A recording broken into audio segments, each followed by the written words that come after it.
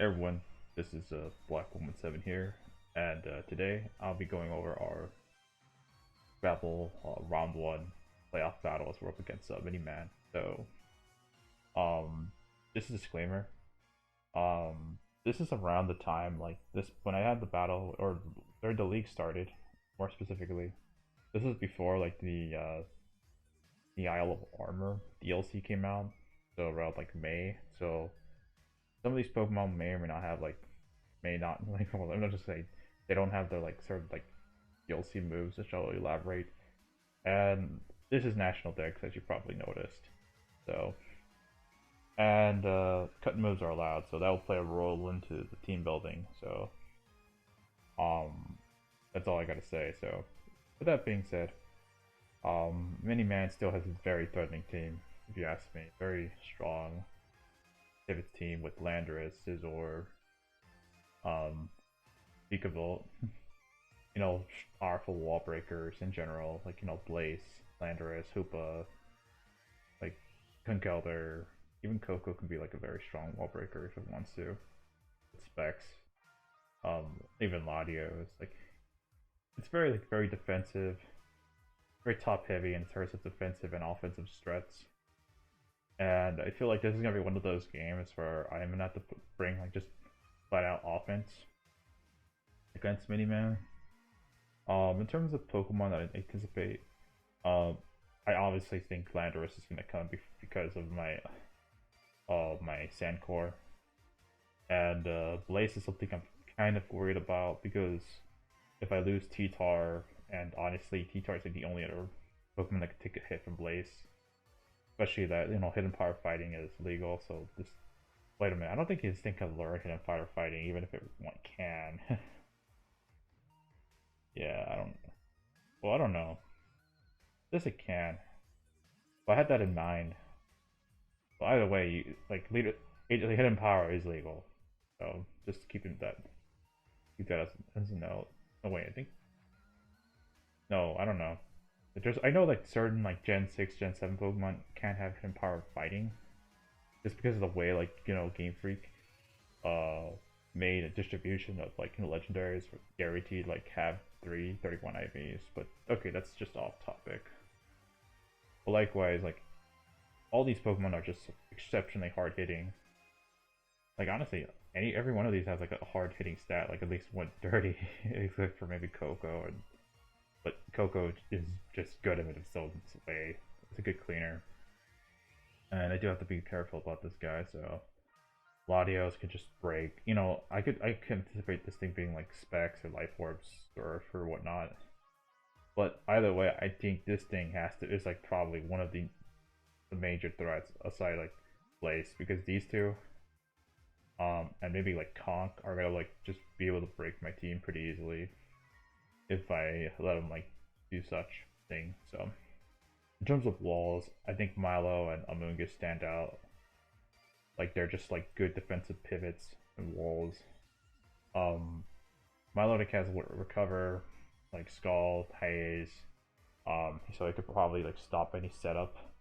But it's gonna have 4 moveset syndrome because normally it wants to run recover, wants to run toxic, uh, Haze, Ice Beam, Scald. Like that's usually the moves that you see. So if I see anything differentiate itself, anything different, then yeah. Beaconville's kind of annoying because of boots and the fact that this thing connects sticky webs now, so that's gonna be really dumb in general. So if this guy just leads off with this thing, or just gets sticky webs at some point during the early or mid game, this could be really bad. So I guess I could go over every Pokemon. So like I said, Blaze hits stupid hard with Ghost Fire moves. Conkeldurr, Flame Orb, that's really annoying. Also, Bulk Up, Life Orb is also something that a low key threat that I need to be concerned about. Scizor has a lot of variations, sets, of course, Choice Band, SD is a concern to me. So yeah. Of course, Hoopa is also annoying as hell because Specs or Nasty Plot Hoopa can just punch holes in my team, or you just run something like Drain Punch, Focus Blast, Hyperspace Fury. I'm just trying to type this shit out. Oh, even Destiny Bond if it wants to take out Pokemon. But yeah, like obviously like, you could see like it has some of the better coverage on like Hoopa has some of the better coverage in any Pokemon. And then when you have 160, 170 special attack, you're just gonna hit hard. Um, if there's one Pokemon I think he doesn't bring, it's probably Gyarados. I just feel like, given the team I have, like Gyarados is gonna struggle a bit. I still think it's annoying, but like every one of these Mons, like the difference between every one of these Mons and Gyarados is that like Hoopa, Landorus, oh yeah, I forgot about Landorus because of course, everything on this team is threatening. So, but as you can see, like every one of these Mons have a way to set up and can just be offensive immediately. Gyarados kind of needs to Dragon Dance up. I could see a Rest variant being used, but I think I should deal with that pretty easily. So yeah. So, and without anything to do, I'll just go over my team. So, first Pokemon I have is T-Tar, and T-Tar is pretty interesting because it's very Spadef built. I think it takes like a Life Orb, Latios' Draco Meteor, and this is a very, very weird moveset, if you ask me, between Rocks, Rock Blast, Pursuit, and Assurance. Now, I was debating on like this type of coverage I wanted on T-Tar, because obviously I want Rocks on this guy, and just to chip everything here and there, so especially the Gyarados. So, and Rock Blast is actually kind of interesting because it allows me to get like there's a lot of Pokemon in his team that could abuse Substitute, like let's say Hoopa or Blacephalon in particular, and I felt like Rock Blast was just very nice, a nice option. It can have like the fact that it could like potentially hit more than 4 or 5 times, which is just as equal to like Stone Edge or greater, is pretty huge if you ask me. I know that's like on average you're gonna hit like 3 Rock Blasts, maybe get unlucky get 2, but the idea is like I don't want to rely something as something like Stone Edge, which has low like power point value and it can miss. Rock Blast at least is 90% accurate and can just like hit most of his team pretty hard. And if I get lucky, I could just chip down his team or chip down an opposing, switch in like pretty badly. So especially since I do have a noticeable attack investment. So Pursuit's kind of obvious since it hits the Latios and it hits the what is it, the body, the Blacephalon, and the Hoopa-Unbound if it's like Bandit or Specs. Like I could just Pursuit trap that thing. Like I don't want those things around his anymore. And oh yeah, Vikavolt. I forgot about Vikavolt. Like it all Rock Blast is for Vikavolt. So Assurance is probably the most interesting moveset on this T-Tar set, since you're probably wondering why you're running a move that's generally viewed or generally used in doubles in a I guess you could say a draft battle, let alone like a playoff battle. And I'm like, well, here's the thing. Like he's gonna probably want to try to switch around here and there. Like he's gonna try to play around with Pursuit and Assurance, or with most specifically Pursuit. Or he's probably like I said, like he's not gonna want to stay in with Latios or like you know like Cephalon, like Hoopa, and of course he has a Landorus and a Conkeldurr right there. And what Assurance does is that like if the user like takes damage before like during the turn, uh the damage for the base power doubles from 60 to 120, and of course with stab it's 180. And the way I'm going to get that damage is via Stealth Rock. So surprisingly, Stealth Rock actually activates Assurance. So, or any Hitry hazards, except for like Toxic Spike, because it doesn't take it initially. It needs to take the damage. And of course, if they don't take damage, and I'll know their boots or some weird sets, and well, they're not Magic Guard or anything, so. And yeah, like, and it also gave me another option to like, uh, use for Latios because Pursuit, like Latios could take advantage of Pursuit if it wants to, and I felt that Assurance allows me to hit like something like a Moongus and Milo to pretty hard if you ask me. So I am running Brave Nature. Oh wait, why am I running Brave Nature? Oh yeah, I think it's because of like Trick Room Hoopa that terrified the shit out of me because the fact that that thing could like let's say TR up and I think that's the speed tier. I needed to like underspeed Hoopa. So yeah, if you notice like the 17 IV there, that's pretty much the reason. Um, anyways, Miss Drill is here, and it has Earthquake, Iron Head, Rapid Spin, and Source Dance. Probably noticed that it doesn't have any attack investment at all. And this thing's main role is to check Tapu Koko and I guess Vikavolt.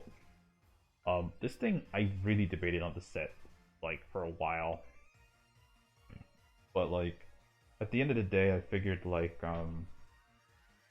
having an offensive like set like let's say Earthquake, Iron Head, and even Rapid Spin was just better overall. Like obviously I had Sword Stance to like increase its damage output if I need it, and with Rapid Spin I should boost up my speed.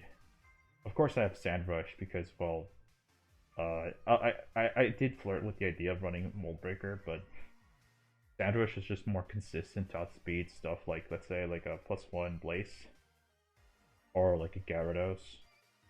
Assuming like Gyarados is already megaed up and with its regular form, so not and it's not flying, so yeah. Unless it's weak, then I could just kill it, so got a Rapid Spin boost. But the one thing I will say about Drill is that it's just like I'm not going to be using it too often than not. It's just mostly a check to like say like it's also a secondary check to Latios and to Vikavolt if you ask me. Scizor as well if it's like not as a non-fighting move variant. If yeah, and of course like Landers I have to be very careful of. So I'm gonna probably hit Iron Head most of the time before I even consider going for Earthquake. Since spoilers, I do have a Tapu Bulu, so yeah. So yeah, this is mostly gonna be Iron Head Drill. Because obviously like, Wadi can switch in, Landers can switch in, so Vikavolt can switch in. So yeah. And SD is there just to get me some damage output, or increase my attack output, so. And with leftovers plus grassy terrain, I guess I'll spoil a little bit. Like Drill can like pretty much like get some gradual recovery, which could be pretty nice. Next up we have is Zapdos, and Zapdos is kind of interesting this week is because I'm actually running Timid Zapdos, and the main reasoning for this is because I absolutely do not like Hoopa at all, and I really want to get as much chip on it as possible. Like going for U-turn on Hoopa is gonna be really huge because especially if it switches into something like let's say like Tapu Koko, Mungus, Landorus, I'll still get like the U-turn switch initiative. Heatwave is pretty nice just to hit Amoonguss, Vikavolt, and discharge again. Discharge plus static. It's just fun. So Rocky Helmet's here just because I wanted to ensure that I can get chip on Scizor and Conkeldurr. And I know that those Pokemon are going to be really annoying to deal with late game, so I might as well have a way to like chip them down. And also like Gyarados is really annoying if you ask me. I also just noticed that his only rocker is Landorus, so he might just bring down his defensive set. So I wasn't too concerned about Landorus being it could be like a suicide late, but like but with SD and Explosion. But other than that, I'm fine with the Zapdos, if you ask me. So Next up is Tapu Koko, and Bulu is pretty nice here because it kind of checks most of his team pretty well with the combination of Horn Leech, Nature's Madness, Toxic, and Seeds. And at this point, I'm probably wondering, well, I probably should have ran like, like I should have ran like Sanitas at first, but I figured out I figured that I was gonna settle with this moveset because uh I know Zapdos doesn't have Toxic this week, so I might as well have like build it with Toxic, and it's kind of like the main chipper of the team if you ask me. So uh, Nature's Madness is just a very like good move if you ask since you're basically doing 50% to Amoonguss on a switch. Uh, Something like Latios, Scizor is not gonna appreciate that if they're like Choice Bandit or something like that, or Choice Specs, or they don't have recovery. Toxic's lovely per usual, and Seeds is gonna help me get some bio recovery for T-Tar. Honestly, Grassy Surge plus HC is gonna be very helpful for T-Tar. It's pretty much allows T-Tar to like facilitate better and just be a general attacker instead of just a bulky rock setter, if you ask me. So the only other thing I'll say is that the movesets was I debated on the item and the moveset because I did want it SD, and heck, even I wanted Sneakus, but I felt like with Horn Leech plus Leech Seed plus Grassy Surge, I think I was fine. I also debated on the item, and I ultimately settled on Kebia Berry, since there is a good chance that something like, let's say, something can run Hidden Power Poison from my Bulu, and there's like a good chance could be Landorus, Hoopa-Unbound with Gunk Shot, and this is also a good check. Well, yeah, Bulu is also an amazing check to Gyarados if he like sets up and brings it. So I could just like chip it down considerably, get some seeds, and just I honestly wanted to run something like Rocky Helmet or even Leftovers, but again, like you can only do so much with Bulu, and I was actually kind of concerned about like Poison Jab like Conk for a while, and yeah, like I think if he doesn't have like Poison Jab Conk, this thing could do can like I can't 1v1 it, but it will weaken the Conkeldurr significantly for like my other mons to deal with. So that's all I have for Bulu. Next up is Blue. Now Mew is pretty funny. It's pretty much a taunt U-turn psychic set with Rocky Helmet, and this set's basically for the Conkeldurr. I need, and I guess to a degree, Landorus if it's like some weird contact move. I actually debated on the moveset for the Mew for a while until I just realized, well, I don't really need the third option. I could just put U-turn and just be done with it. So taunt is just great, just to prevent something like Milo and like Milo and like let's say even Landorus from setting up or recovering. I have like U-turn to chip at like Hoopa and also pivot around his team.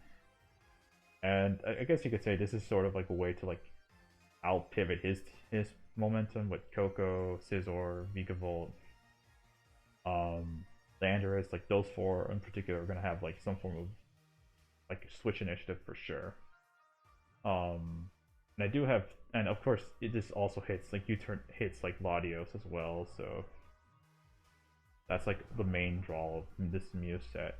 I also had like Rocky Helmet since it also ensures that like I have like a secondary check to Gyarados. Like I obviously don't want to use Mew as check to Gyarados, but if it doesn't, like the thing with Gyarados, if you notice with this team, it's gonna have like 4 move slots that like cover like 4 or 5 moves. Like Gyarados would like to have like a coverage option for, let's say it wants Power Whip for like my Keldeo. It wants Ice Fang for Vulu or Zapdos, Waterfall for my my Sandcore. Obviously it could run Bounce that for like Vulu and Keldeo, but I do have a way around that. So even then with Zapdos, because I could switch that in with Zapdos and Keldeo. You'll see what I have with Keldeo. And yeah, like Gyarados is gonna. I don't know if it's gonna be able to run Crunch If it does run crunch, it'll be annoying, but obviously I still have... that means he's going to be walled by something, if you ask me, so... And you'll see, like, with this last Pokemon I have, which is Keldeo, or Secretariat, I have Substitute, so if he brings Bounce Gara, I could just sub up, and that's it. He's gonna have to take damage on the sub. Whereas I could just set up a CM or go for a Combine if you ask me. Or after like he goes for a bounce, or more like though just go for a Secret Sword. Or even Scald if he's like in regular form with, you know, flying. So LDO is just here just to just chip everything down. It's a good cleaner for his team. And I think the only reason I brought Keldeo is because like obviously it hits Landorus, hits Bucephalon. It honestly hits his whole team bar like Scizor, like bar Koko or Amoonguss. I guess Milotic if it doesn't have Haze, because this set just walls. This set will wall like Milo completely if it doesn't have Haze. So even then, and I have Taunt Mew plus Seeds Bulu to Zapdos to deal with that. So yeah, that's the full team, and I'll just get right into the battle. So alright, so we're back for the battle. So Miniman's brought a very interesting team, if you ask me. With Scizor, Hoopa-U, Tapu Koko, Amoonguss, Landorus, and Latios. So he brought like 3 potential U-turn Pokemon or full switch. You know what I mean, like switch initiative mons. With a regen. I'm very surprised he didn't bring in either the snakes, you know, the Gyarados and the Milotic. And also I think the Bucephalon was something I was kind of concerned about, so... As well as the Vikavolt, so... I'm just glad that those mons weren't brought. Well, Conkeldurr was also another, like, I think the one that surprised me the most, that him breaking was well, I don't know, I think it was either Scizor or... Yeah, I think it was Scizor. Because I thought he might bring Conkeldurr over Scizor. But either way, like, it's the same thing. He'll, you know, Mach Punch, Defog, or just, like, just hit pretty hard at bulk or setup. Anyway, so just looking at my game plan right now, I'm like, okay, who do I lead? Like, obviously, T-Tar is a good lead in a way, but I don't want to be in a situation where, like, already I'm dealing with, like, yeah, I'm gonna get chunked significantly with, like, something like an Earthquake or, like, Hidden Power Fighting, and that's something I gotta be extra careful, you know, because most of these Pokemon could have fighting coverage. If hell, even Hidden Power Fighting itself, so. Bulu was another lead option, but of course, like, everything, he actually brought Scizor, so that just walls it completely, and I don't want to deal with Scizor at all. So that just left either Zapdos and Mew, but Mew, again, doesn't want to deal with Koko and Hoopa, and like Scizor, just not yet, so I guess we're gonna have to go with Zapdos. He's gonna bring his own Electric as his lead, as I lead Zapdos, and he's gonna activate the terrain, so this is pretty massive in terms of a couple turns. Turn 1, like leads and whatnot, so here I just wanted to figure out what does he want to do initially, and at this point I'm thinking, you know, I could just attack with Heat Wave or Discharge, but I figured, you know what, I'm just gonna pivot out, because if he switches out full switches or U-turns, I'd rather just get the switch initiative. Maybe he switches into Landorus and I can get into my Keldeo or my T-Tar. He does have Electric Terrain set up for me, which is pretty massive since Amoonguss can't put something to sleep right now. So he's gonna go for the Taunt, so anticipating the Toxic. As I go for the U-turn, get some good chip, and I'm gonna get some further chip with Sandstream or Sandrush. So not Sandstream, with the Sandstorm. So he's gonna get chip, but he's actually leftovers. So, but the good news is that T-Tar is now in versus his team, and this is like amazing because now I could just like mega up and have my defenses raised, so that's pretty massive. I'm just gonna go and just go for a Rock Blast, initially.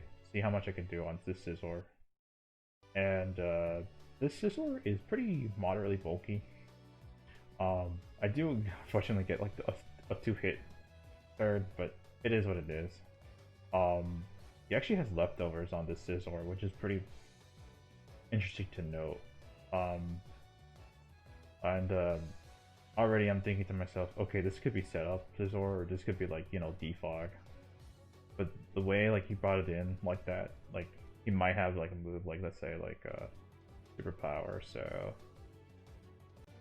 alright, so the music was kind of like cutting off here and there, so we'll just go right back into the game. So T-Tar is up against Scizor. Again, it's leftovers of Scizor, so it's not choice band. It could be SD, it could be defog. Unfortunately, I didn't get like the damage roll I needed with like like, you know, Rock Blast, but at least I have like gotten some chip and I get some knowledge on this Scizor. Somewhat moderately bulky, but of course I have a free switch into Zapdos here, so I'm gonna go for it. As he actually goes for the superpower, which is pretty massive. He only does 13% to me, and I get the chip damage. And he gets, as you see, he gets static, which is massive. Since now this Scizor is pretty much paralyzed, and this thing's gonna be really, really hard pressed to deal with. Like, let's say something like LDO, if he gets like paralyzed several turns. So obviously with the superpower drops, attack and defense drop, he's gonna want to switch out. So here I'm debating between going for U-turn or going for Heat Wave, since maybe he just thinks like, you know, Scizor's done its job or it's useless. I kind of go for the cheeky Heat Wave. I might as well get some chip onto the Landorus, and I'll pour Latios as he goes into Landorus, and I do like about 32%, yeah, 32% here. And we later learned that this thing is actually leftovers. So yeah. So right now I'm thinking to myself, well, obviously this has to be the rocker. So we're going to be very careful. Like, I do have like Bulu to switch into, and also Keldeo. But I don't want to switch into Keldeo or Bulu. Or I guess I could switch into Bulu here, but so we'll just see what I do. I think I go to Mew here. And he actually goes to Mungus, and that was a really, really good double switch on my end, since I kind of anticipated like the Landorus just going for like, let's say like a Stone Edge or Toxic, and I kind of wanted to avoid the Toxic on Zapdos, but of course like with the with Mew being in on the Mungus, that's pretty massive as well. So I'm gonna be able to taunt this thing and see what he wants to do, as he actually has a Toxic. So Mungus has Toxic, so you gotta be very careful about that. So here I'm gonna go for U-turn, as he actually goes to Hoopa, and that's pretty massive, as I barely don't OHKO it, but he has Citrus Berry. So that's pretty massive if you ask me, since now I'm just able to like do a Chongtuk Hoopa. Fortunately, I'm not gonna be able to kill it, but I could go, or I could do so with Keldeo. But the fact that Hoopa is just chunked down and I don't have to deal with like a Life Orb, Vex, or Choice Band sets, pretty massive. Here I could try to do a damage calc, and there's a chance that Hoopa could live with Citrus Berry, but I'm just like, or even with around this HP he has, like there's a chance he gets to live with Scald if he's like bulky. Since he has like a massive SpDef stat, like at like around 130, so I'm like, I have to go for Secret Sword. I would rather go for Skull to get the burn on the Amoonguss, but I actually got a crit, and I think this from that damage is like, I think it's SpDef, so that's pretty massive to know. Here I'm gonna switch into Zapdos, as he's gonna put me to sleep, and honestly, there was not really much I could do in this situation, since he had a very open turn to just put like one of my mons to sleep, and Zapdos is flying anyway. So and honestly, if I had to say one Pokemon that I would put to sleep, it's probably Zapdos, since Keldeo can probably handle the Scizor by itself at this point. So right now I'm just gonna go. I think I'm just gonna go into Escadrille, since like this doesn't really chip me down or do much to me from Mungus unless he has like foul play. But even then, like my attack stat is actually lowered for this specific reason. So yeah, and of course the music is dead again. I guess I'll just let it play for a while. So, well, you know, I'll just play like this since I don't want to keep like stopping this video. So, so we're up against we're up against this Hoopa, and of course I could just go for Iron Head, just get any chip onto Landorus and Latios, and I'm gonna go for it right now. Do about 24, like 18%, and I'm gonna go to Neo. As he goes for a U-turn, and this is fantastic because now I can get chip on Landorus even further. And he goes into Hoopa, but he doesn't know that I'm faster than him, so I'm just gonna get a free kill on this Hoopa. And yeah, I'm just gonna go into Drill, and out comes the Latios. So at this point, most of his team's pretty much shipped down, except for Latios. And if I could get rid of Lati just right now, then that's gonna open the door for like Keldeo early at the late game. Of course, I still have to deal with Amoonguss, but if I could Scald Burn it if I want to. So right now I'm just gonna go for I'm just gonna go to T-Tar and see what he wants to do because obviously Drill is gonna be important to wall Koko. So here I'm gonna go with my Tyranitar as he goes for the Surf, and it doesn't do that much damage. It does like 78 or like 22.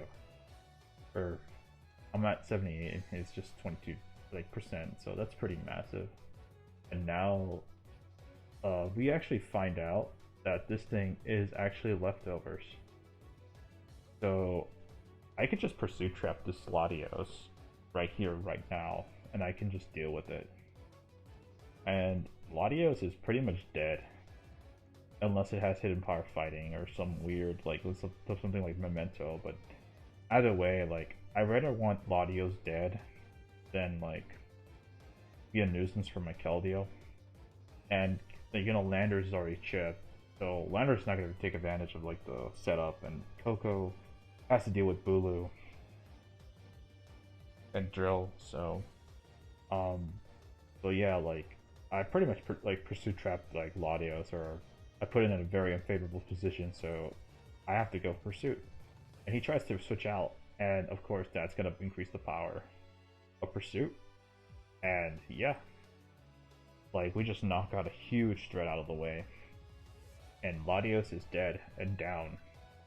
So this battle is just pretty much opened up in my favor now, so all I have to do is just weaken the Amoonguss, and Keldeo plus Bulu can just go free versus team. I still have to worry about the Scizor being like, getting a lot of, I guess you could say like SD boost. But again, it is what it is. So here I'm gonna switch out and go into Keldeo as he gets paralyzed, unfortunately.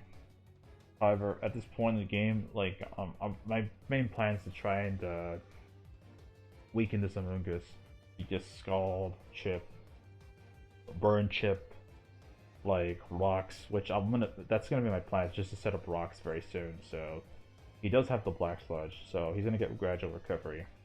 So that's something to be note. He's gonna go to Koko as again, as long as these Pokemon have leftovers and Black Sludge, it's gonna be like I'm gonna need to get those Rocks up pretty quickly, since that might give him a chance for this game. He actually goes for the Protect to scout out if I have a Earthquake. I actually just go for Iron Head because I thought Landorus will switch in. Here he's gonna switch into Landorus, and I'm just gonna go for the Iron Head, get some good chip onto the Landorus, and I really wanted to go for it again, but again, I don't want to risk it. He's gonna go for the Earthquake, as that does absolutely jack shit to me, and since grassy terrain. He's gonna go into U-turn, and I'm just gonna go for Nature's Madness, just weaken the Scizor, and see what he has in store for me. So I'm just gonna be able to recover. Unfortunately, he's gonna take advantage of the grassy terrain leftovers, which is something I gotta be mindful of. So I'll have to go hard Keldeo here, since he actually gets paralyzed again, which is pretty unfortunate because if he had set up, let's say, an SD, that could have like given him a chance. But I don't know. So here he's gonna go switch out, go to Mungus, as I'm gonna go for the Scald, as he's gonna recover back to full, and I'm gonna go for sub and see if he has the Giga Drain, and he does have the Giga Drain, and I could just recover up a little bit myself, and yeah, I'm just gonna go back to Drill, as he goes back to Landorus. So at this point he's figuring out like he kind of needs to get Landorus with as much recovery with leftover as possible, and I have to chip down his team as much as possible. Unfortunately, Zapdos is like, if Zapdos wasn't sleeping, then we would have had a chance to to just win outright. So, but he still has a chance with the Scizor. So I'm just gonna be like going for Nature's Madness and weakening as much as possible.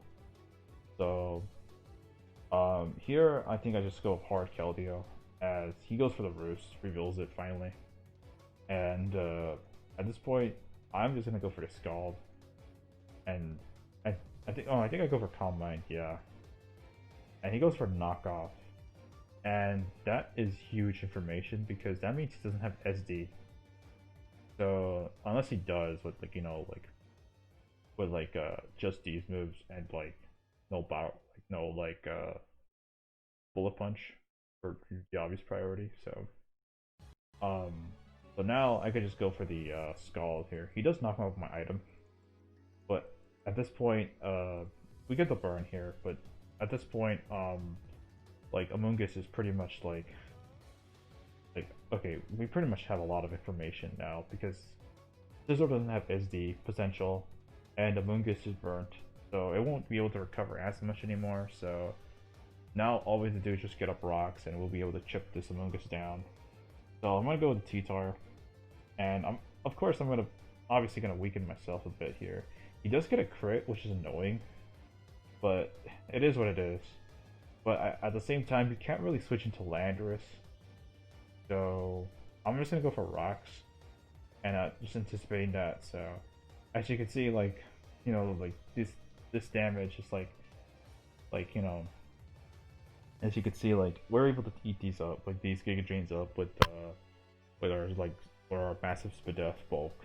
So at this point in the game, I'm just gonna be like, you know what? I'm just gonna try to weaken this Amoonguss, as I go for a Rock Blast, and I get not 1, not 2, not 3, not 4, but 5 hits, and that is massive. As he goes for the Toxic, and yeah, at this range, we kind of know that this thing's kind of Spadef, and it's very Pursuit Trappable. So now Amoonguss is kind of dead. No, it's dead. For sure dead, because even if it switches out, it's gonna get chipped. So now we could just Pursue Trap it, and yeah, that's all. That's pretty much this point. The game is almost over, since Amoonguss was his last line of defense. I'm gonna save T-Tar in case I need the sand. So he goes for the Thunderbolt with Tapu Koko, as we kind of don't. Honestly, we don't know what coverage option he has for the Escadrille with Taunt, Protect, Thunderbolt. So at this point, I'm just gonna go for the. I think I try to go for the Iron Head. Yeah, try to get some chip onto the Landorus, and here he finally switches to Scizor, and I'm just gonna go for Iron Head here, get some chip, and I think I'm just gonna go Zapdos. And I'm just gonna, because obviously at this point Zapdos has done its job, and I would rather just try to wake up now, since at this point, Zapdos can get some chip on Landorus and Scizor, and maybe do something. But of course, we gotta be very careful because this thing could have easily DSD. So I'm actually gonna wake up, and I'm gonna go for the U-turn. And this allows me to go into Keldeo, and he goes for Gravity, and that's pretty interesting. I guess Gravity's for the Celesteela, but at this point, like, I don't think that saves him. Since all I could do is just go for the Scald onto the Scizor, and that does like 48. I probably must have gotten a high roll there, but yeah, Scizor's down, and all that's left is Koko and Landorus. Koko is still healthy, but you know, we can deal with it with Bulu, which I am. I'm gonna be able to recover up some damage. He's gonna try to Thunderbolt para me, but at this point the game's pretty much over. So yeah. So let's just keep going. So here he's just gonna, I think he's gonna switch back into Landorus and just try and intimidate me. But I'm just gonna go for my Horn Leech and Oko the Landorus, and yeah, and pretty much Oko the Landorus there, and all that's left is Koko, and I could just go for the go back and try to like you know, I can go back and try to switch into Drill, but I think I just like try and go for Horn Leeches. I think I tried to predict the taunt there, but I don't like, honestly. He does have leftovers, and it's kind of annoying me a little bit. I did reveal the Leech Seed there to him, but at this point, like the game's over. Like Drill Bulu just deals with him, and so at this point, I'm just gonna go for the Earthquake as he protects one more time, and I'm probably like suspecting, what does he have, because why is he going for Protect? And it turns out he actually has Mirror Move, but since my my Drill is a little bit more bulkier than usual, we were able to tank that, and yeah, game's over. And honestly, I didn't expect this outcome, but do in fact 6-0 my opponent, Miniman, but even though that kind of felt like a 5-0, since T-Tar kind of was useless for the rest of the game. I guess it was sack fodder, but like that's about it. And Zapdos was kind of like, you know, sleeping for half of it, even though it did paralyze Scizor and it did do a massive chunk to the I don't know if it was Zapdos or Mew. I think it was Mew that like was able to check the Hoopa-U. I think that turn was pretty massive, if you ask me. Like the fact that like Miniman switched into Hoopa as I switched in my, or as I used Volt or U-turn on like Mew, or who was it exactly? Mew or Zapdos? It was especially early on in the game, because yeah, it was Mew. HCC turn to Luster. No, what was it? Yeah, it was Mew. I did 96% to the Hoopa, and it actually had Citrus Berry. Obviously, the main goal of that was to use Magician. But yeah, like I think the fact that like Hoopa like got chipped so early on, and I figured out his set, was pretty massive. I think the U-turn from the Mew and Zapdos from my own, like the U-turn like switch initiative from U-turn from Mew and Zapdos allowed. The fact that I was able to get free, like, my T-Tar to Mega Evolve for free, Drill in, to get Drill in and Keldeo, and just the rest of my team, it's just pretty massive. Bulu didn't do much, but when it did, it was able to, like, it was able to weaken some of his stuff. Again, I didn't really anticipate him bringing Scizor and Amoonguss together, but, like, the fact that he did bring him just meant that it was kind of like, I don't want to say it was dead weight, since at least he could use like Nature's Madness to chip it at his at the opponent's team pretty well, and can serve as a serviceable counter to Koko. So, I think the only other thing that I would have to say is that, or a few things I'll say is, I think like we definitely were able to like, I think the fact that T-Tar had the option to go for Pursuit, definitely had an impact for this game. Of course, like we were like using like you know, cut moves like Hidden Power and Pursuit throughout most of the season. The fact that I had Pursuit T-Tar for this matchup in particular was pretty massive, because like Hoopa, he had like a lot of Pokemon that they're very weak to Pursuit, like the Safelon, Latios, Hoopa. If it like, gets very low, like hyper, especially with like its low defenses and the way with hyperspace fury, lowers defenses. Amoonguss if it's weakened, or anything else that's like very chipped down, I could just go for Pursuit. I actually didn't go for Assurance, which is funny enough, but like the idea of Assurance, I think it would have worked either way. Like since my goal was to try to do as much chip damage to Scizor with it, or let's say like Latios, just because like Pursuit's not enough to. If I'm anticipating Latios to stay in, maybe I don't want Pursuit. Maybe I want a stronger Dark move in general. And if he does switch in or switch out, I'll get like and I have rocks up in the field, and I'll get like a massive like chunk of damage on him, like a base of 180, like 180, like full power, like Assurance, which from Mega T-Tar is pretty staggering if you ask me. So, but yeah, like I do admit that I did have the matchup here in this battle, despite like him having all these like setup like sweepers and breakers and whatnot.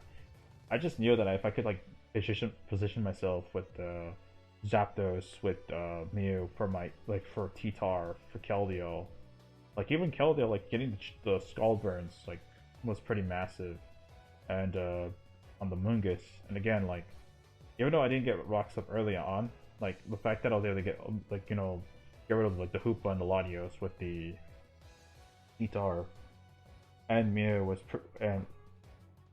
is pretty massive. So I think that's all I have to say about this game. Miniman did bring a very interesting team. Like Mirror Move Koko is something I didn't anticipate. I think that's something that Wolfie ran, or not Wolfie, but like I know it was I saw it in the double BE once in a semifinals or some battle. Like it was the same exact situation where like you protect with Koko and then you get the Earthquake and you go for the Earthquake yourself. So, or on the drill. So yeah.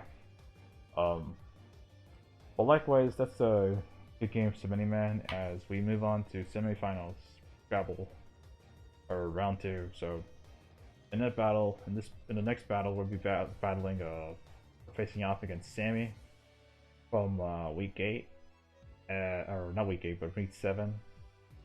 And yeah, we'll see how that goes. So anyways, I hope you guys enjoyed this video, and yeah, I'll see you guys soon.